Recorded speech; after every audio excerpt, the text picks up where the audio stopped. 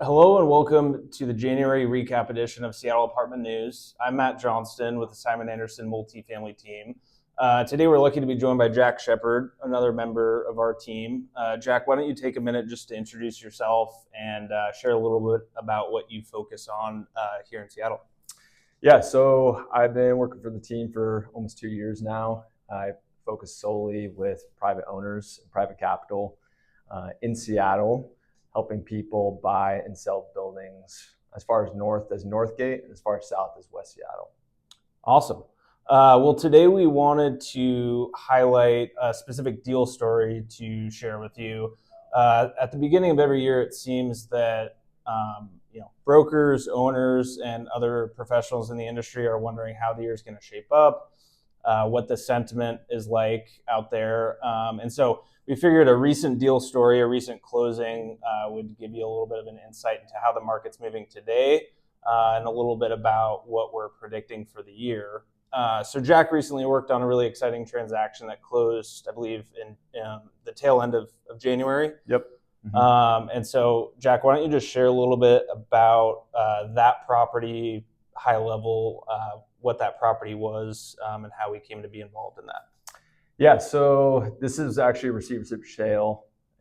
We started working on it probably over a year ago, helping the lender value the property and figure out how to position the property when the time does come to sell. This was in an A-plus location. It's a smaller deal. It's a 5-unit property, but over on 7th Ave, top of Queen Anne. So, I mean, there's residential homes that are selling nearby for multiple millions of dollars. So we were really able to sell the location on this deal, and buyers were showing up for the location.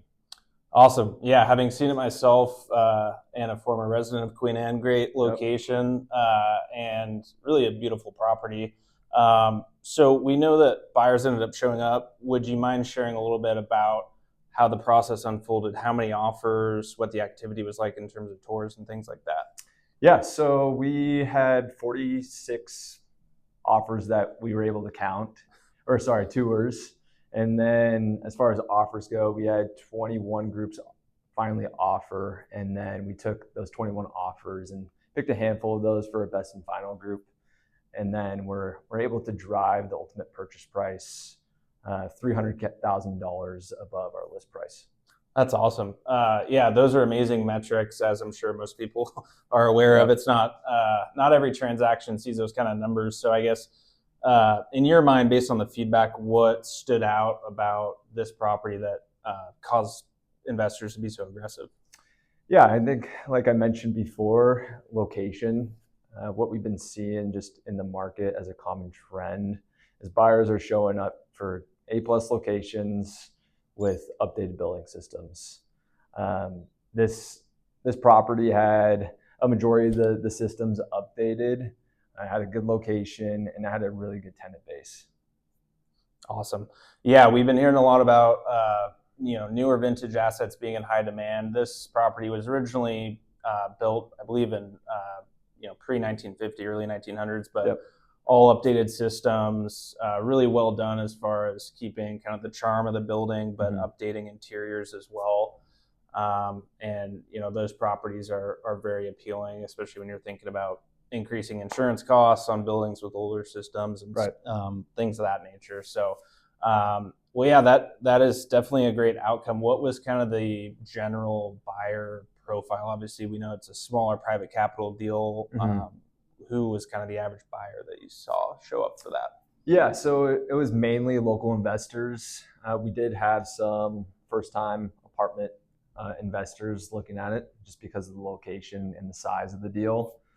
And then we also had a handful of 1031 exchange buyers that were looking to exchange into this. Awesome. And we do know that for the reasons that we mentioned, the property was super appealing, but I know firsthand there were some challenges that were kind of unique on this property. Why don't you just share a little bit about the challenges that came with this? Obviously, you mentioned receivership sale, but it'd be good to hear about the challenges and then just how you kind of hit those head on to overcome them and reach a successful outcome. Yeah, so when we first started on the deal, we didn't have the full story and what was happening with the property. We knew we were being hired by the receiver, but a couple major things that came up was one was title. Title was extremely dirty, and we had to figure out how to create a story for the buyers and a solution for them to be able to offer at aggressive prices, not knowing that we're having a solution when we're under contract. Yeah. So really communicating with the buyer pool is, hey, we're with you from the start of the transaction to the end of the transaction, and we're here to solve this hand in hand with you to make sure title is clear. And the second major thing was there was a tenant at the property that was occupying 2 units, and that wasn't paying. So the concern there for buyers was that they were going to have a tenant occupying 2 units, so 2 units not having income, and potentially having to go through the eviction process. Okay. Yeah, 2 out of 5, that would be very challenging.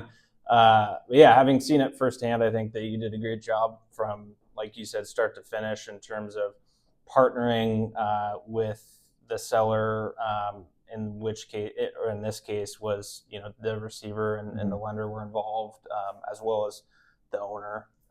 So you did a great job partnering there to resolve those title issues, and then also to make sure that the timeline unfolded so that the issue with the tenant could be resolved for the buyer. So did a good job in generating confidence, and like you said, ultimately allowed someone to pay over list price. I think it all came down to just communication with all parties, right? Awesome. 20 plus offers, is unique. We're in the start of a new year here. We've had a lot of questions lately about political climate, rents being still a little bit stagnant due to supply and things like that. What do you feel like this transaction, demonstrates for the broader market as we, head into a new cycle, new year here? Yeah, I think a very common question that we've been getting from owners at the start of the year is, are there buyers out there if I want to sell my property? Yeah. This property was a good case study for what buyers are looking for, and that there are buyers out there. And what a common thread, not just at the beginning of the year, but towards the end of last year, or even all of last year, buyers are willing to pay for good locations, good systems, good building systems, and at least an operational story to where they can cash flow. I would say the B and C locations that aren't operating as well, those are a little bit harder to pull buyers to offer and to get aggressive on price.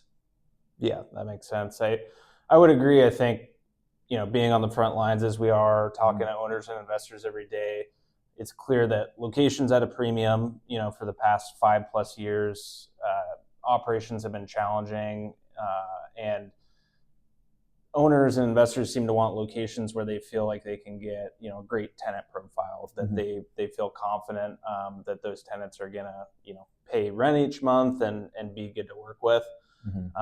And then, properties that are maybe in, core Seattle neighborhoods, but not at A+ location.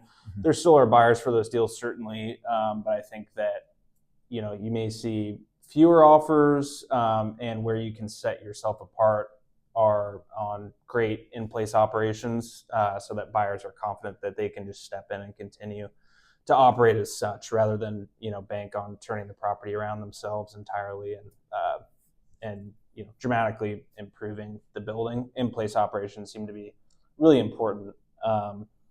So yeah, that's great. I think if someone owns a property, I guess in a A+ location like Queen Anne or nearby in Seattle, and is thinking about value or what their options are, I guess what would your advice be to them here at the beginning of the year? Yeah, I mean, my biggest conversation we've been having is if your property is operating well in a good location, and you're thinking about selling in the next 5 years, but you're trying to time the market. Don't try to time it for the perfect time. It's okay to start getting an opinion of value from brokers and see what their thoughts are. Just because I mean, the 7th Ave deal is a very good case study of, I mean, pricing for a good property in an A-plus location. Buyers will pay for it. So there's a lot of risk in waiting when we already know what environment we are in right now. And there's a lot of political concerns that could happen in the next 2 years that can impact your value drastically. But right now we know where interest rates are. We know where buyers will underwrite to, and we know that they'll pay for quality buildings and quality locations. But if you're planning on, you're okay with holding 5+ years, call it 10. We're suggesting to those owners to hold if they have that B or C location and operations aren't that great. Yeah, I think that's really sound advice. I definitely agree. As we've said here before, I think that we as a team like to get involved really early in the process and create a plan, with you as an owner, because the market is constantly moving. That if you're, it's okay to hold, but if you're holding, you want to be focused on positioning your building in the best possible light for when you are ready to make a move. And so I think creating a business plan and trying to stick to that and then checking in with us periodically as the market changes is a great way to go. And then if you are thinking about a sale more in the near term, we strongly feel that the market is moving in the right direction. It's going to be likely more gradual than a sudden rebound to pre-COVID metrics on a lot of sales, but gradually moving there. But if you're ready to move for a variety of reasons, personal reasons, recycling the capital to move into a different opportunity or things like that, there's buyers there, as we just mentioned, and it's not a bad time to test the market and or get an opinion of value. So that will wrap it up for us today, but thank you, Jack, for joining us. Yeah, thanks for having Sharon, congrats on that sale. Sure. And yeah, we'll be back next month with another edition of Seattle Apartment News. Thank you. Thank you.